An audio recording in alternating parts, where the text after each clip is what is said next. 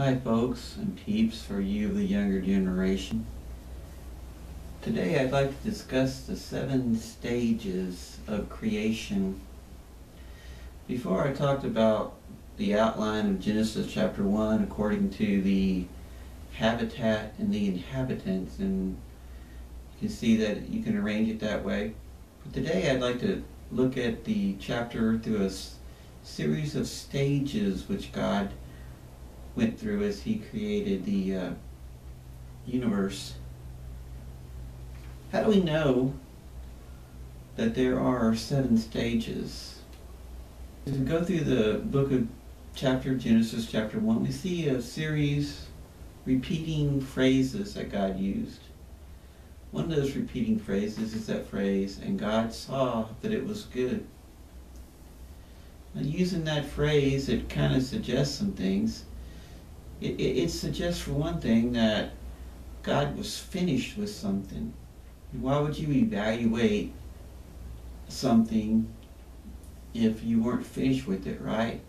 So every time you see that as he uses that phrase, he finished a certain aspect of creation.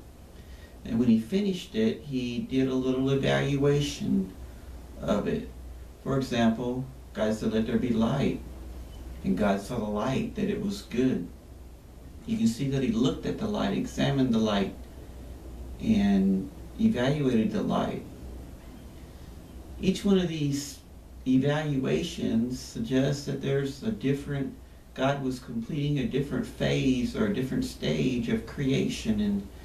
And that's the main point here that I want to get across in this lesson, that there are 7 distinctive stages, 7 phases, 7 aspects of creation that are separate, yet they all work together in a whole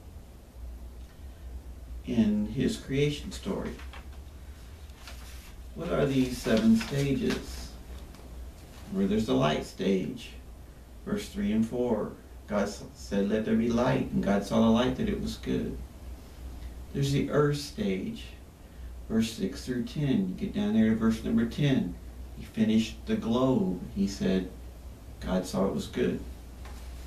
There's the plant stage, verse 11 through 12. Again, that same phrase, God saw it was good. There's the outer space stage, verse 14 through 18. And that same phrase repeated again, God saw it was good. There's the land animal stage, verse 23 to 24, and God saw it was good. And finally, there's the man stage, verse 26 through 31. And we had the phrase, "And God saw everything that he made, and behold, it was very good." Why is this important? Why is it important that we recognize there are 7 different stages, distinctive stages in creation?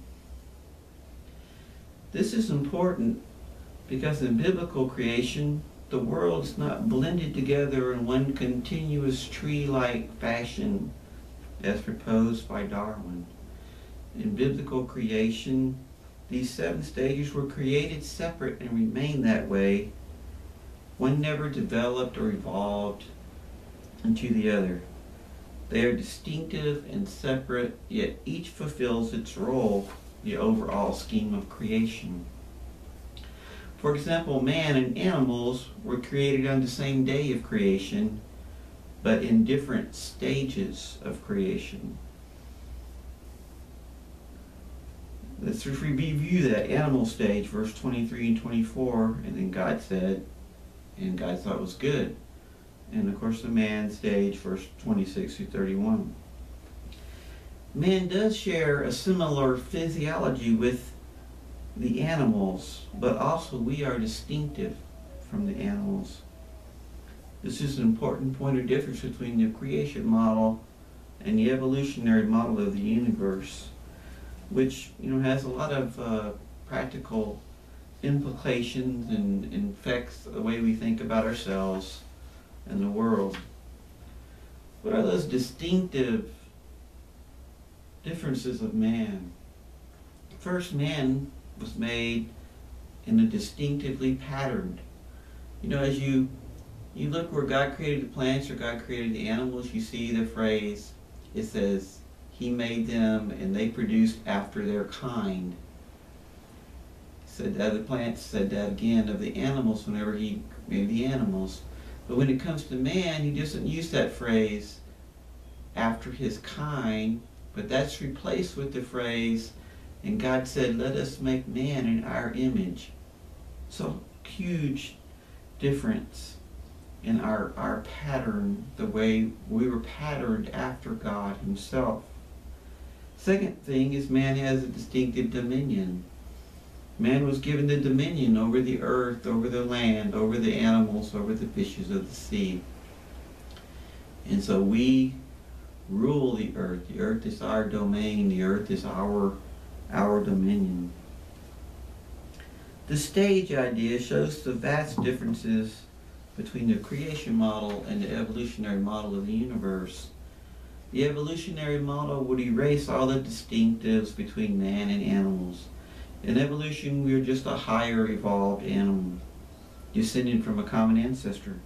But in the creation model, man is the chief creature of the earth, distinctly patterned after the Creator Himself. That raises us up onto a different level.